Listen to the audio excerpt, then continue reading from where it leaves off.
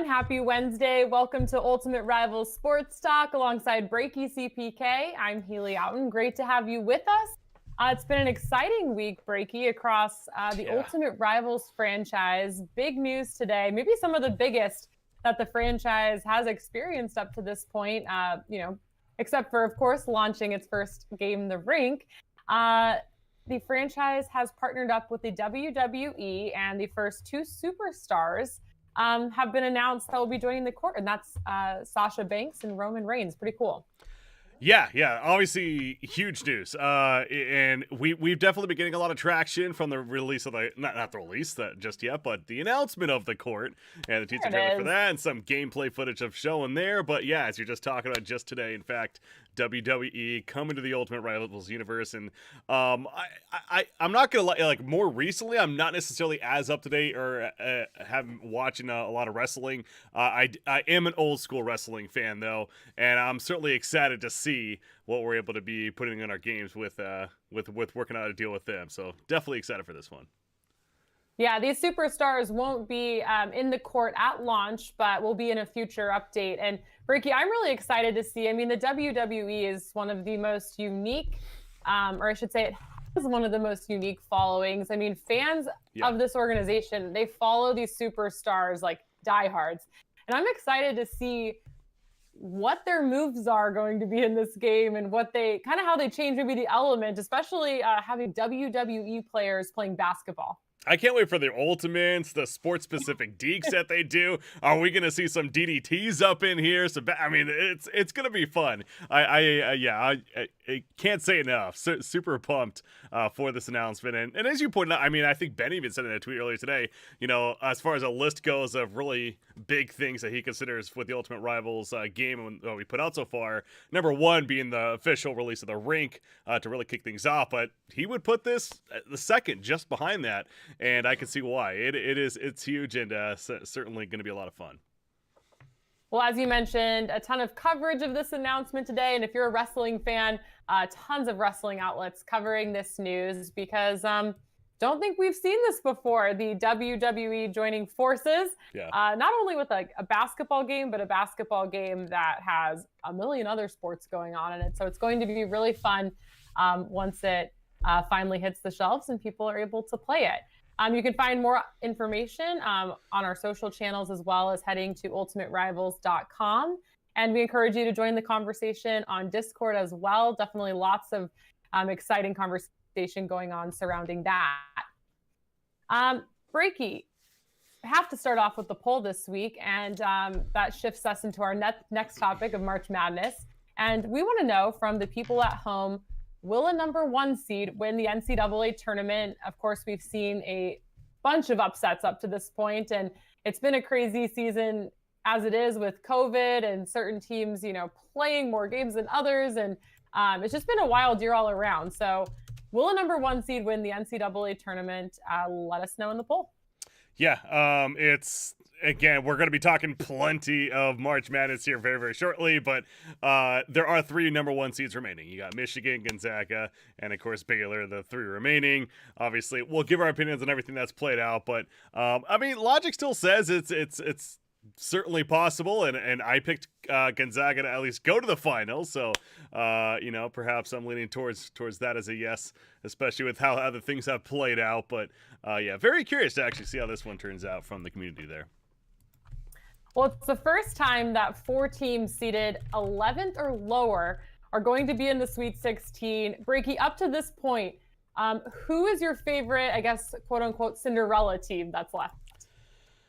Well, you know, obviously, I think the first team that really has to come to mind with that is Loyola Chicago.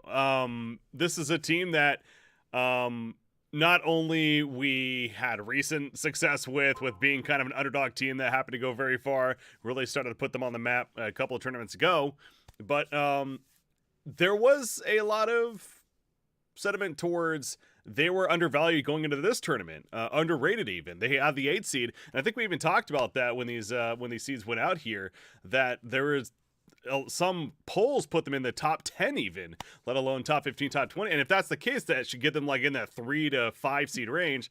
They got an 8 seed, which, it's not the most dramatic thing ever, but it did mean they had to play Illinois in the second round, the number 1 seed of that region. Well, they came to play, and they took out Illinois, and thus they're in the Sweet 16. So they are certainly a hot team that I'm looking forward to seeing how they continue to progress, and one to keep an eye on. Yeah, gosh, there are so many exciting storylines heading into the Sweet 16. Loyola of Chicago, some people are even now predicting them to possibly win this whole tournament because they've been that good so far. But I don't think we can go on any further without talking about mighty Oral Roberts. They took out Ohio State, who I had in my national championship game. Bummer. And then they went on to beat Florida as well and are gearing up to take Arkansas on this coming weekend. But Oral Roberts, a 15 seed, headed to the Sweet 16. So that's pretty incredible. And also, like, how about UCLA and Syracuse? These were 2 teams that people weren't even sure were going to make it into this tournament, bubble teams, and they're both headed to the Sweet 16. There's just so many different storylines. Like, I don't even know where to begin, but it's part of what makes all this so exciting. It's interesting hearing a lot of the people trying to make sense of what went on in the first 2 rounds, right? Where it felt like that there was this idea that going into this tournament, the general consensus was this was going to be a pretty crazy tournament because the unknown, everything that happened this year with conferences essentially ultimately playing against themselves and other teams across the nation, to not having fans, et cetera, to it all being played in Indianapolis. I mean, there's a lot of these factors that is just so unique about this season that suggested, okay, yeah, maybe we're going to have some crazy things happen. And it did. I mean, you mentioned Oral Roberts right there, which that's a bittersweet one for me because obviously it's huge that a 15 seed won, but they took out the Ohio State Buckeyes, which if you remember me last week, I might have picked them to win the whole thing. I don't know. It happened, but I guess that's a curse that I get for being from Michigan and picking Ohio State to win the whole thing. My wife just sat back laughing at me after that happened, so. Yeah, the citizens of Michigan do not feel sorry for you that your bracket was a little bit busted early on. But yeah, it's like one of those things where I just I love upsets. Like, that's what makes this so much fun. But I also am super competitive. I want to win my bracket, going up against all of you guys, and been in a couple brackets this year. And so it's so exciting to see Oral Roberts beat Ohio State, and you're like, dang, not really. But it's so cool. It's like I can't be mad. Yeah, it's and then to see them progressing up to this point, it's just like you can't be mad when a team like that wins, but it does it hurts a little bit.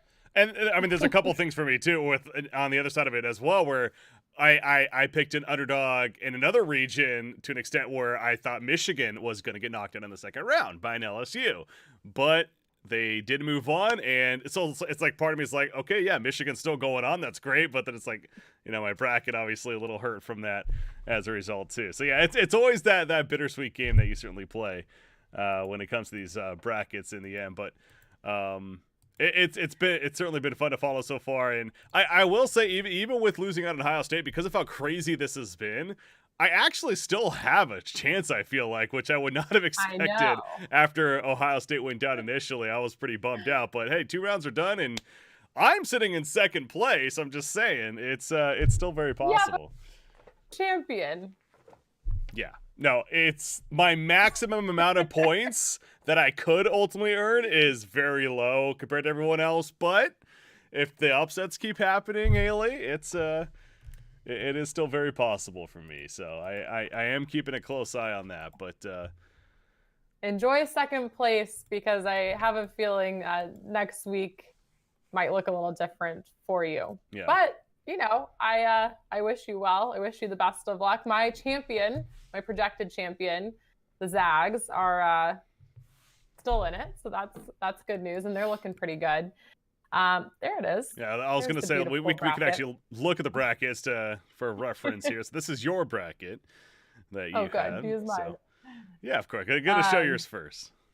Hey, there's some green still going. I think I have a decent number of points left to be claimed, which is exciting.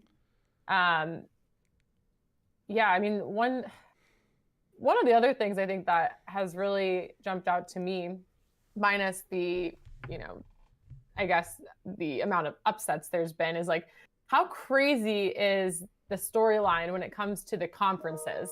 You have the Big Ten, who had 9 teams make it into the tournament, and the only team still left in that conference going into the Sweet 16 is Michigan, who's a 1 seed. And then you have someone like the Pac-12, which like you were super high on. I give you credit for that last week, because I was like, Breaky's a little bit crazy. It's maybe I'm like, I'm so like scarred from the football season, like what the Pac-12 has done these last few years. But like you had confidence in the Pac-12. So like kudos to you for predicting the future. But the Pac-12 with 4 teams left heading into this weekend compared to the Big Ten, who had 9 teams in the tournament. Like that's surreal to me. That's there's several different takes I think you could have with kind of going off of that topic right there. And the first is, the Big Ten, it was hyped up by a lot of people, including on PTI. Again, I know I mentioned them many times before, but certainly a show that I respect and hear their thoughts on what they have to say on these topics. And they were just nonstop talking about this could be one of the best Big Ten conferences we've ever seen in the history of Big Ten play, let alone the dominant conference in this season specifically.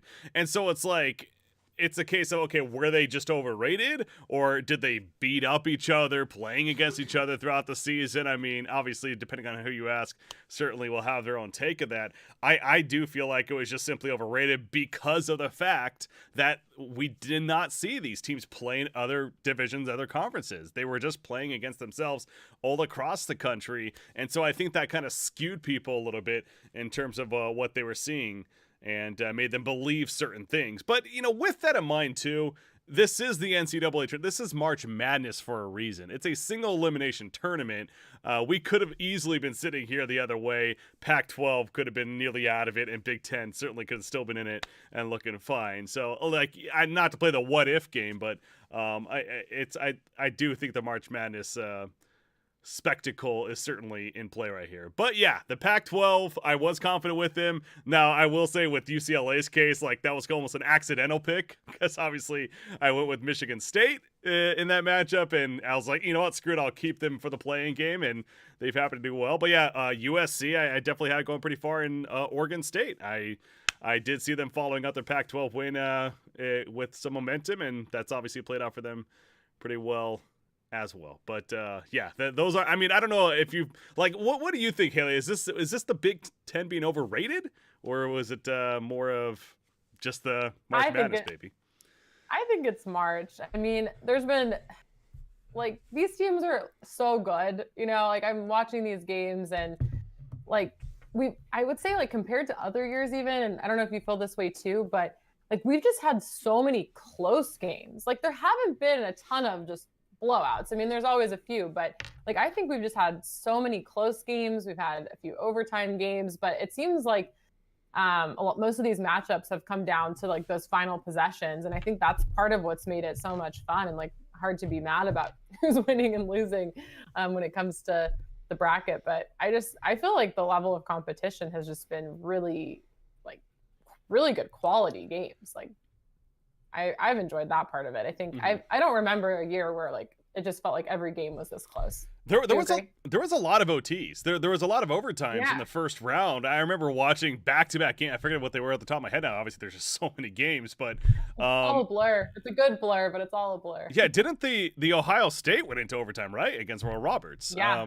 The Ohio State, they actually had a chance to win the game at the end of regulation. He missed the shot, and then at the end of OT to tie it, and unfortunately missed that shot there. Obviously, that then led into a little bit of drama after the fact, which is just disgusting stuff, where he started getting the shooter, I forget, I'm blanking on his name right now, where he was getting some threats from just random people on the internet, saying like, how do you miss that shot? And it's like that's a whole other topic, but that's unfortunate that these college athletes, let alone any athletes, have to go through that type of stuff. But like, what fraction of people have ever experienced that amount of pressure in their entire life?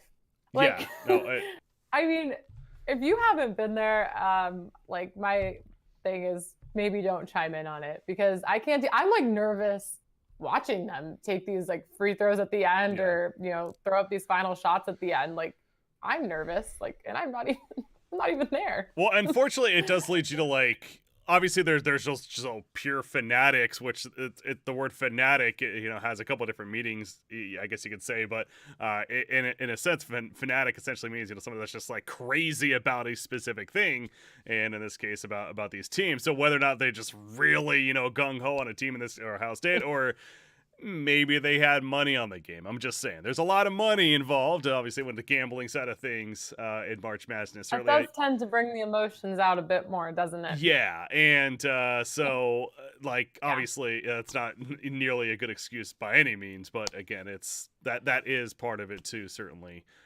with people being involved and invested, even financially, in these games. But speaking of that, I actually did a little bit myself. I know I mentioned this a little bit too, but this is the first year at Michigan legalized sports gambling, and I got to enjoy not only the Super Bowl earlier, but doing some March Madness, and I got to put some money down in the games. Did you bet on any of your wild Week 1 predictions?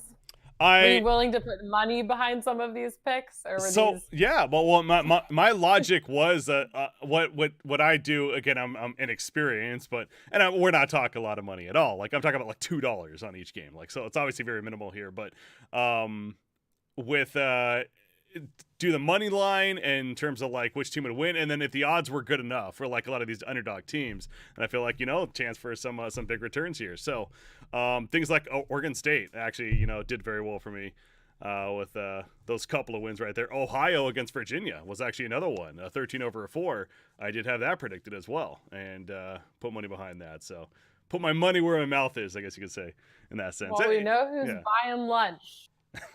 Whoa. Well, I will say, after it was all said and done, I broke even. So it's like, it was fun. I got more invested in watching the games, and it's like, in the end, I broke even. So really no loss in the end. So I like that. Hey, it entertained you. And I feel like no entertainment is free these days. And that kind of legitimately was somehow. That worked out for you. Very cool. I guess another thing, as I'm like looking at these different, the regions of Indianapolis. Yeah. When I look at these and like the paths to, get to the Final Four, it's pretty interesting, I think, because like the Midwest, for example, you have Loyola Chicago, an 8 seed playing a 12 seed in Oregon State. Who the heck knows what will happen with that game? And then you have an 11 seed Syracuse taking on a 2 seed Houston. And, there's like a legitimate chance that any of these teams could advance into the Final Four. And the reality is like, how many people have any of these teams in their Final Four? Like maybe Houston, but like that's if, that's not a name, like a college basketball team that you're talking about all the time. They don't come, from a sexy conference or whatever. So it's like, it's a very doable path. Like we could see Houston playing in the Final Four. Yeah, I mean the other side of it, to play devil's advocate a little bit, is that again 3 of the 4 number 1 seeds still exist as well. So we could still easily see 3 number 1 seeds, obviously in the Final Four on top of that. But yeah, this year, especially to your point, it goes. We were talking about it earlier. I mean, there's more of these underdog teams that are advancing further on into the event than certainly anticipated. So yeah, even like a Houston, like it's one of those. Again, of these non-sexy, as you said, or like Power 5 conferences, however you want to put it, which of those teams maybe has the best shot of actually doing some damage and getting to the Final Four themselves? I still personally stick with Loyola Chicago, going with them, because again, they beat arguably the best team in the nation in Illinois, and had a great game against them, and they were undervalued going into the tournament, so it's just that things are lining up for them. Other than that, I mean, not to jinx them, but it's kind of like, I mean, you get past the 1 seed in the second round of the tournament. Yeah. And like, this is a pretty sweet path. Like, you have to think in those players' minds that they're like, whoa, we have a path to get to the Final Four, and it's very doable. Well, I mean, Loyola Chicago versus Houston is a likely Elite Eight matchup. So, I mean, that right there, one of those two teams then has. So, yeah, I guess that one of those two teams is certainly the best chances of advancing on. That's pretty incredible. I mean, I think that's going to make it really fun. I mean, Oregon State and Syracuse will not be easy teams to get past, especially with how Mr. Buddy Boeheim has been shooting from three. It's been like, can't seem to miss. But yeah, I think that's going to be that's like my favorite. I'm very excited to watch both of those games this weekend and to see how that region shakes out, because it's by far, I think, brought a lot of surprises. I bet your household is feeling pretty good after that. Yeah, with the Syracuse wins, not only over San Diego State but over West Virginia right there. A lot of emotions. Yeah, and it's like crazy. I mean, we have, Syracuse fan in the house. I'm a USC fan myself, and I'm like watching them, and I'm like, the Mobley brothers are, heck yeah, like, I'm glad they're on our team. But that's interesting too if we head over to the West, because we talk about the Pac-12 dominance in this tournament, I guess. And that's a Pac-12 matchup. We have USC playing Oregon in the Sweet 16, and I believe they played earlier this year, only once though, and USC defeated Oregon. It wasn't super close, but that's a familiar matchup. So I think it's weird when you get into this point in the tournament and you start to play conference opponents, because you're used to playing people that are more unfamiliar to you, I think, in this tournament, which is part of what makes the preparation so hard. Yeah. But so one Pac-12 team will be eliminated regardless in that round. But yeah, I mean, what are your, Gonzaga was a heavy favorite by many people heading into this tournament. Have they lived up to your expectations? Like, have they been what you've expected, and as dominant as people have felt? Everyone questions their conference schedule, this and that, but they're looking pretty good.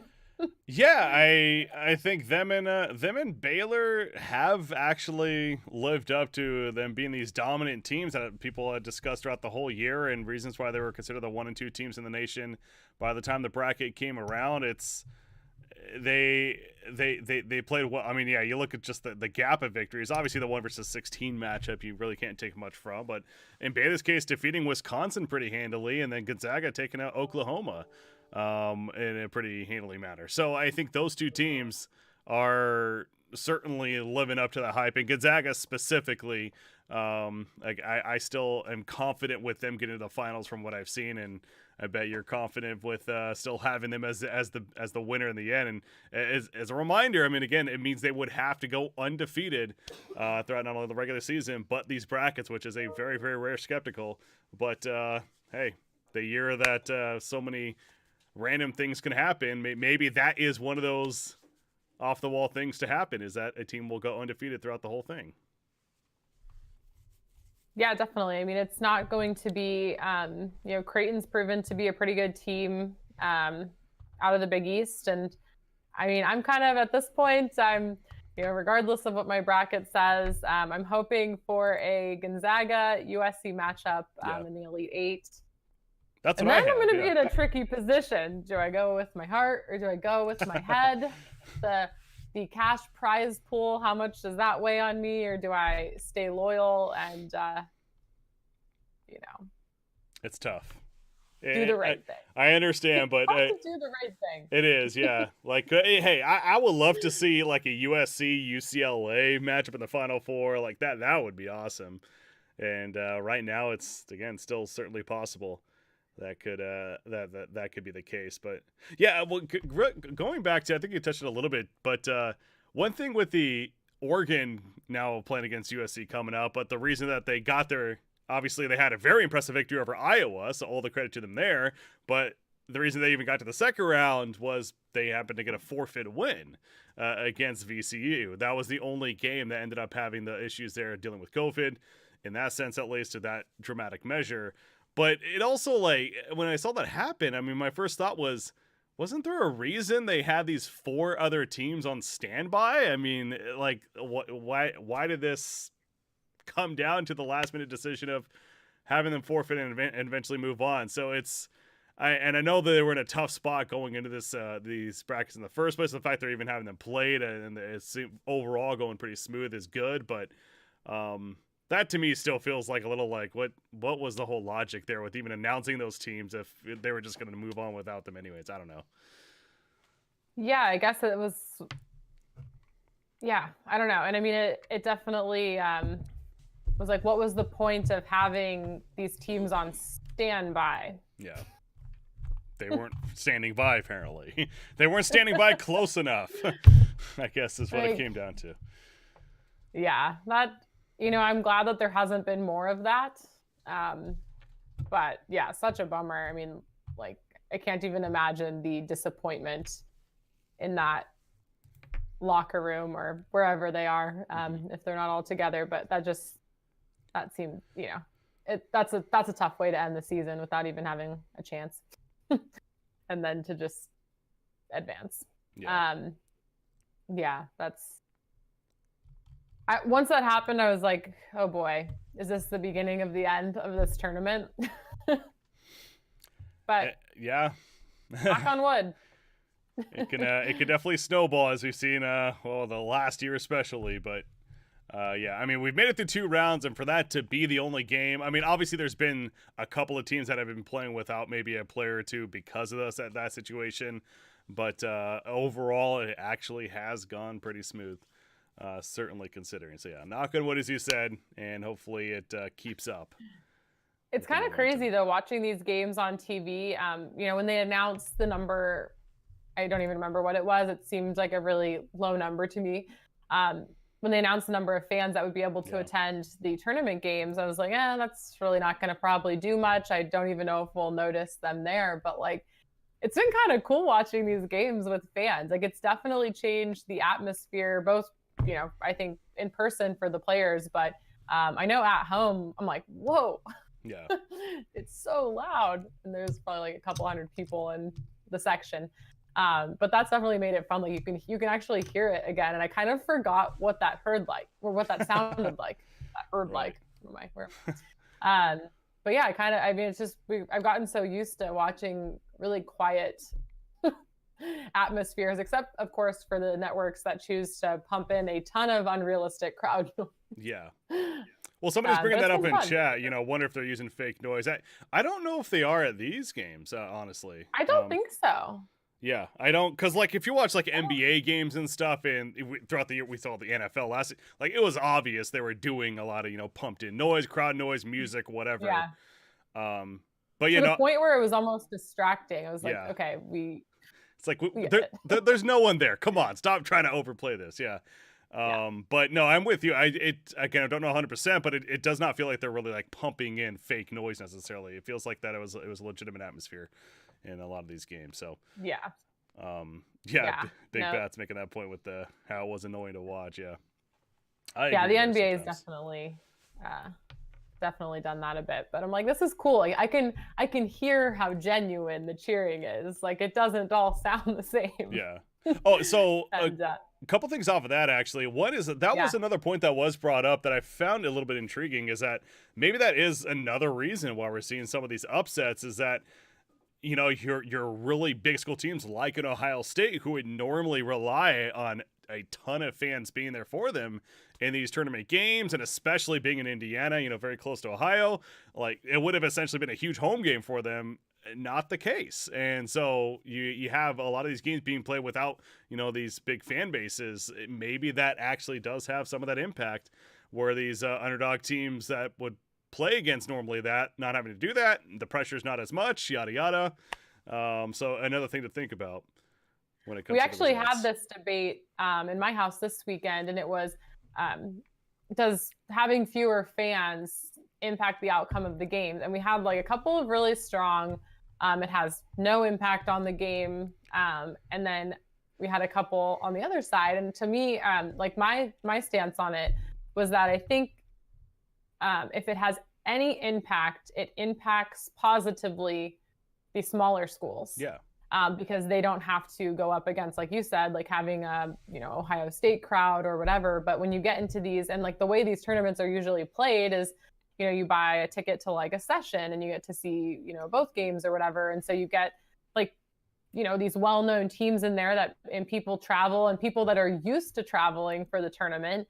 Whereas like Oral Roberts is like, they're figuring this thing out. They're not used to booking trips to go watch basketball deep into March. So I think it impacts the smaller schools because, I think in some of these games with like the pressure the way it is and like the stakes being so high, when you have an arena that feels like everybody's against you, it doesn't make it easier. So I think it's positively impacting the smaller schools.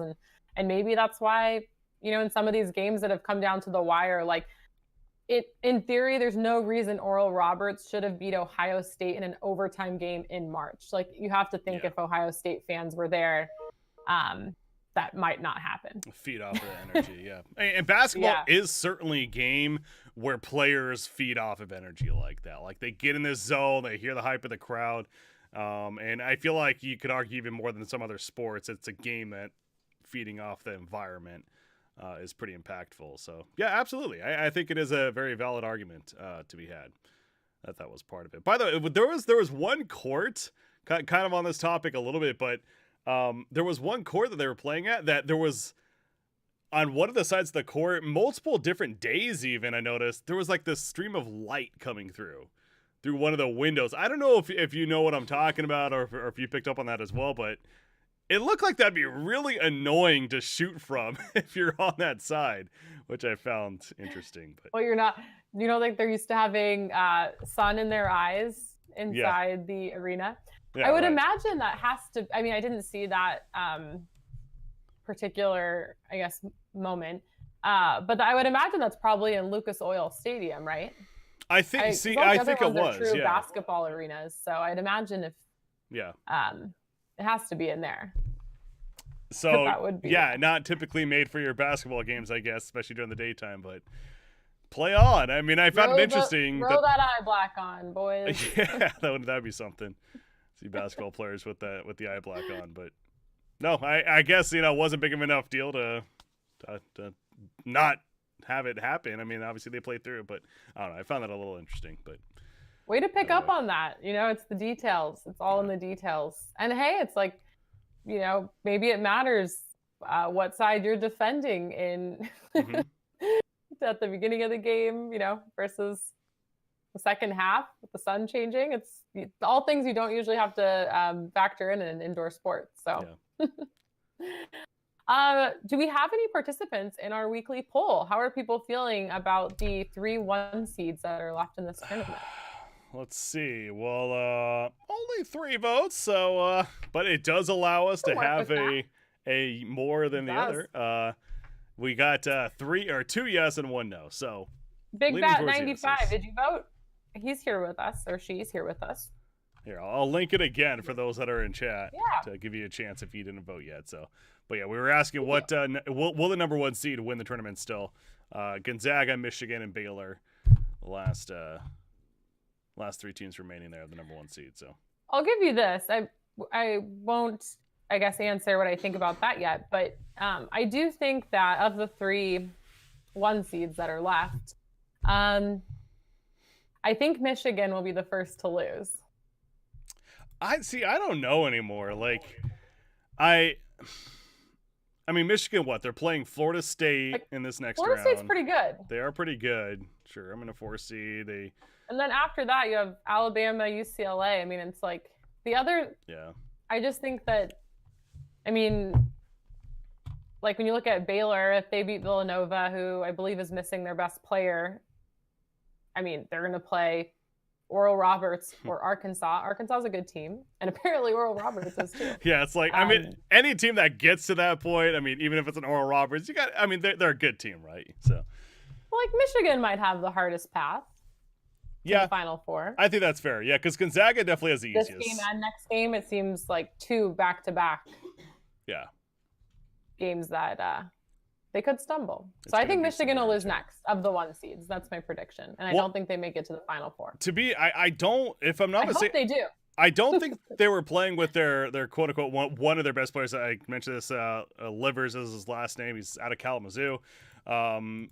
He did not play in their first 2 games, so I think he might be coming back for their next game. And so that's obviously, as long as he's good enough to be healthy enough to be playing well, then obviously a boost for them. So something else to keep in mind. But yeah, I mean, as a Michigan fan, it wouldn't surprise me if I think that you're right in the end there. So, and if I do if it does end up being a Gonzaga USC Elite 8, and I choose to root for my bracket versus my hometown squad, I do have Gonzaga, Michigan playing each other in the Final Four.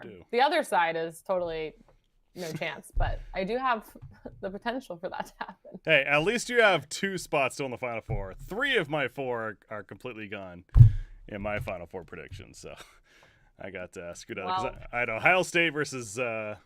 Did I have them versus Illinois? No, San Diego State. That's right. Yeah, that was a whoopsie. And then I had LSU. That one really didn't pan out. No, yeah, I mean, Ohio State or San Diego State, I'm like, okay, yeah, that was a risky pick, but man, Ohio State, gosh, anyways. Hey, but in fairness, like Syracuse has like really turned it on the last couple weeks. They're playing pretty good. Like, at a different point this year, San Diego State might have won that game.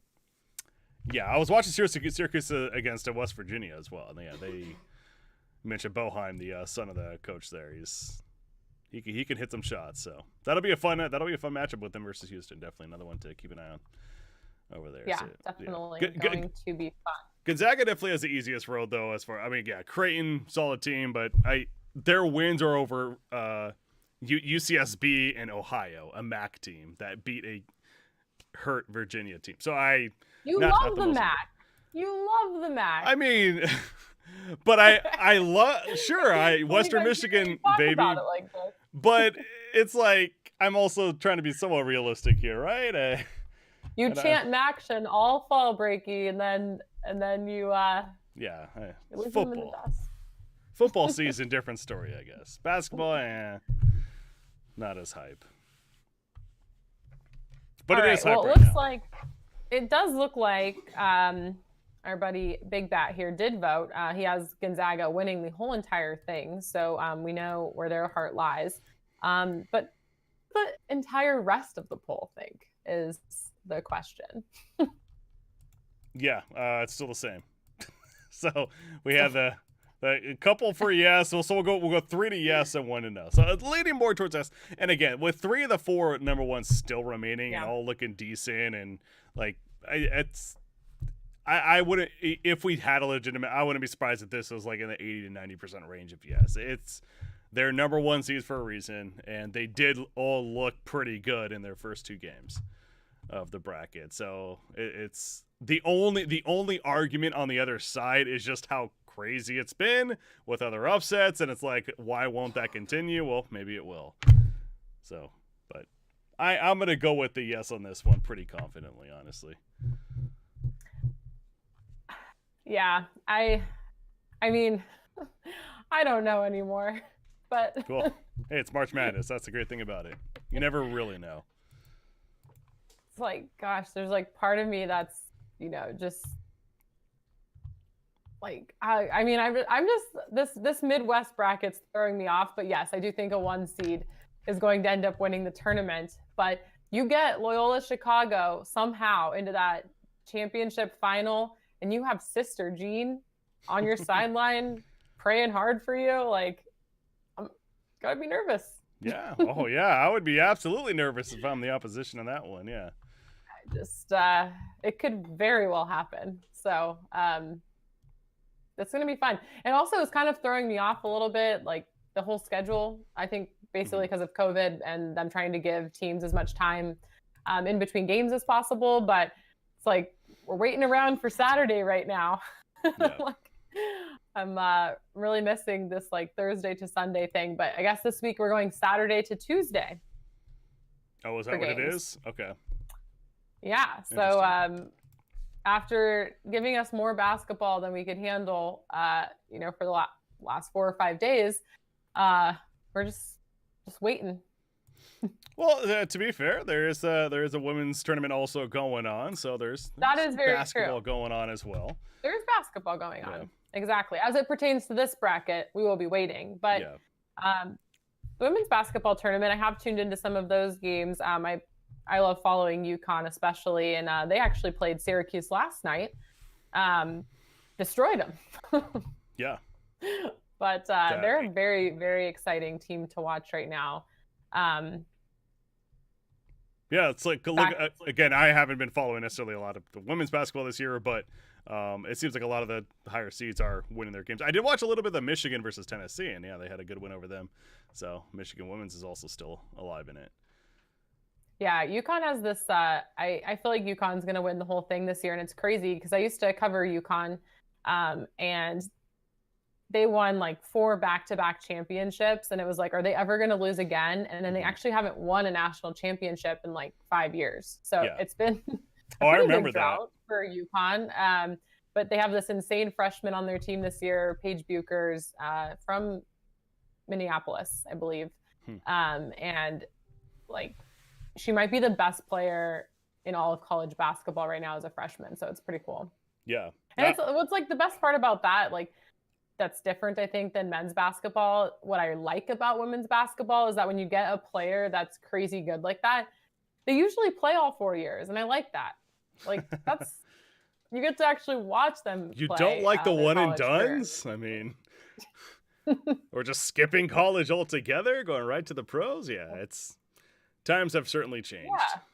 Like, if you dominate your freshman year in women's basketball, like, that is a good thing, because it's like you're gonna have that's a good thing for, I'm sure, for Gino, as he looks and recruits these next few years. But yeah, she's like unstoppable. So it's pretty fun to watch her. If you have a chance to watch UConn, definitely check her out. She's crazy. She's good. No, I know South Carolina is certainly obviously another #1 seed. They're one of the big dog teams in there too, and looks like Stanford, of course, going to 1 seed themselves. So yeah, keep an eye on that and see how that'll plays out. I do remember UConn and that being, pretty big news when obviously they were all having that streak of how many ever championships it was. And I remember the game that they lost and how big of a deal that was against, I think it was against South Carolina, actually. It was that crazy, like, 3-point shot, like, drained. And yeah, it's like, but I mean, it was kind of like, it was a weird experience because I was at those Final Fours covering that. And it's like, you didn't even like think it was an option, like, for them to lose. So it was like, how am I going to cover UConn when they win today? And you never really thought about the possibility of somebody beating them. And then it was weird because it happened and everyone was just stunned. But then the next year, you're like, oh, this can't happen twice. And it happened again. That's right. And then it just sort of felt like it was like in their heads a little bit of this like Final Four curse that was going on. So it was, it was a strange series of like seasons back to back to back. But I don't know if I see anyone stopping them this year. So it's up there with some of the crazier streaks in sports history, certainly. And it is all the way up there. When you think about it, kind of going off what you're saying, it's like any of these streaks that were happening in those times, you just think to yourself, it's just going to continue, when will this actually end? But then you kind of look back and it's like, oh yeah, that's when it ended. I mean, there's many different examples of that, certainly. So off the top of my head, I want to say, I could be off by a couple games, but I want to say they got to 111 straight wins. It was over 100, correctly. Yeah. I think it was 111, give or take. But that's like over the course of multiple seasons. It was quite the run. And I think and maybe this is for another Wednesday, but it's always fun to, get into the greatest coaches of all time. And I could sit here and argue with you all day. I'm like, I think Gino Auriemma is an incredible coach. Like, I think he is one of the greatest of all time.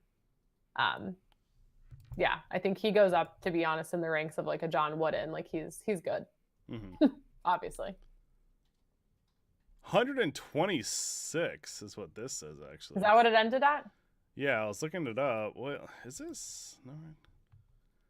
Yeah, number 1, UConn's 126 game win streak ends 68-57 at number 8 Baylor. Oh, I was wrong. So it was Baylor, not South Carolina. Okay. Was it? Well, yeah. See, I don't remember that being the case. Actually, is this something else? I don't know. It's the internet. You can never be too sure, I guess.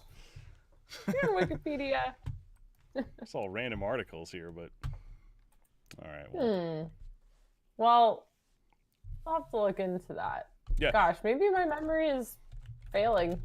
Well, like, you figure it would be like just a straight answer, but honestly, I'm seeing like a lot of different. I'm seeing 111. I'm seeing 98. Well, they've had a few streaks. In all fairness, yeah, there have been a few.